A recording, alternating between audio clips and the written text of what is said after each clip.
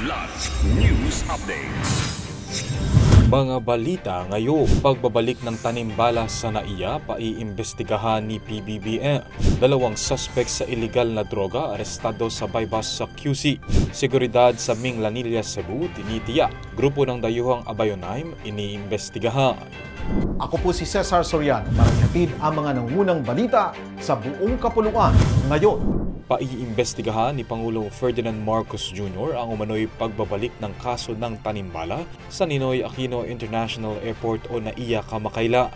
Kinumpirma ito ni Palace Press Officer Undersecretary Attorney Claire Castro matapos sabihin ng Pangulo na hindi magandang maulit ang mga ganitong klaseng modus. Kasunod ito ng nag-viral na video sa social media kung saan isang senior citizen ang inaakusahan na may dalang bala sa kanyang bag ng ilang empleyado ng Office for Transportation Security o OTS.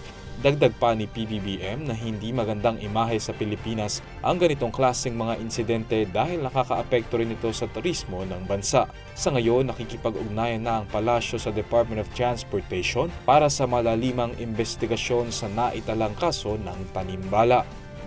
Arestado ang dalawang suspect sa isang buy-bust operation ng PIDEA Regional Office 4A at Quezon City Police District sa harap ng isang botika sa EDSA Balintawak, Barangay Apolinario, Samson, Quezon City noong nakaraang linggo. Kinilala ang isa sa mga inaresto bilang si Alias Ley, 34 anyos, walang hanap buhay at residente ng Bagong Baryo, Caloocan City. Kasama rin ang isang menor de edad mula Barangay Balumbato, Quezon City. Kumpiskado ng mga otoridad ang 5 knot-tied plastic bag na may 500 grams ng hinihinalang shabu na nagkakahalaga ng 3.4 million pesos, pati na rin ng buy-bust money.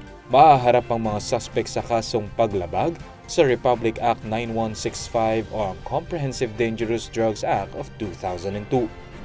Patuloy na iniimbestigahan ng Bureau of Immigration o BI at lokal na pamahalaan ng Minglanilla, Cebu ang grupong Abayonaim, isang relihiyosong samahan ng mahigit 70 mga dayuha, matapos magdulot ng pangamba ang kanilang pagtitipon sa isang gated subdivision sa Barangay Tubod noong isang linggo.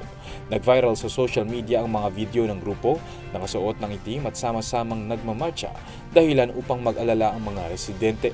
Ayon kay Mayor Rajiv Enad, nagbigay ng magkakasalungat na paliwanag ang grupo, may nagsabing ito'y Game of Thrones reenactment, habang ang iba'y iginiit na bahagi ito ng kanilang paniniwala na kailangang magtungo sa lupain kung saan sumisikat ang araw sa silanga.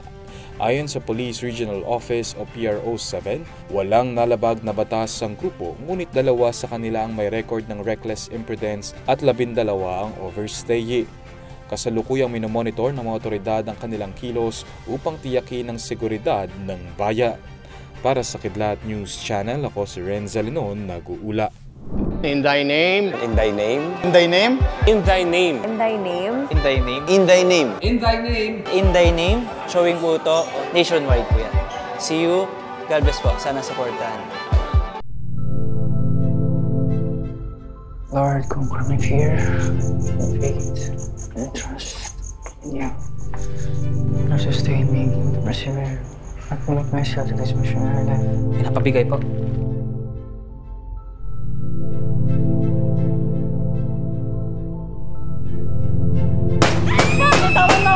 Morning, students!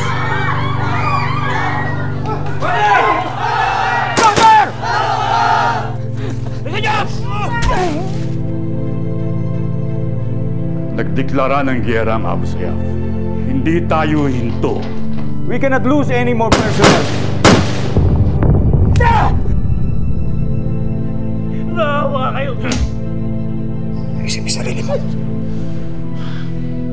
Sa ngalan ng Ama, Anak, ng Espiritu Santo.